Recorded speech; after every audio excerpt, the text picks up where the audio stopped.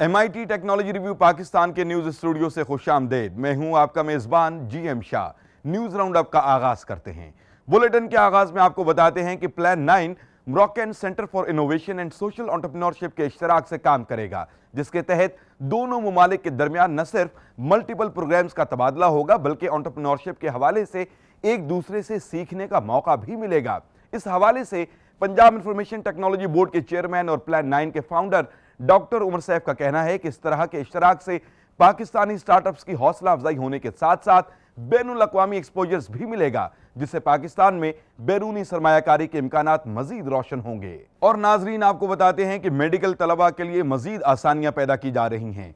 माहिरीन ने मेडिकल तलबा के लिए एक ऐसी ऐप बनाई है जिसमें इंसानी जिस्म के हिस्से 3D एनिमेशन के जरिए दिखाए गए हैं। इस ऐप के जरिए तलबा न सिर्फ इंसानी जिस्म के मुख्तलिफ हिस्सों को समझ सकेंगे बल्कि जिस्म में बीमारियों के असरात के नतीजे में होने वाली तब्दीलियों को भी जान सकेंगे। इस ऐप में 6500 से जायद इंसानी जिस्म के हिस्से शामिल किए गए हैं। इसके अलावा इस ऐप में बिगनर से लेकर स्पेशलिस्ट तक के तमाम लेक्चर्स भी शामिल किए गए हैं, जिनको एक्सपर्ट की मदद से डिजाइन किया गया है। आप इस ऐप को एप्पल स्टोर और गूगल स्टोर से भी डाउनलोड कर सकते हैं। और बुलेटिन के आखिर में आपको बताते हैं कि माहिरीन ने 3D प्रिंटर की मदद से एक ऐसा रोबोट सांप बनाया है जिसको रेस्क्यू ऑपरेशन और मेडिकल मकासद के लिए इस्तेमाल किया जा सकेगा।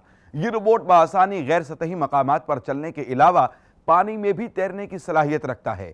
बैटरी से चलने वाला ये रोबोट 2.5 इंच पर सेकंड की रफ्तार से चलता है। माहिरीन के मुताबिक मुस्तकबिल में इस रोबोट का साइज मजीद छोटा किया जाएगा। इस रोबोट को SAW यानी सिंगल एक्चुएटर वेव के नाम से मंसूब किया गया है। इसके साथ ही MIT टेक्नोलॉजी रिव्यू पाकिस्तान के न्यूज स्टूडियो से अपने मेजबान GM शाह को इजाजत दीजिए। अल्लाह ने के बान।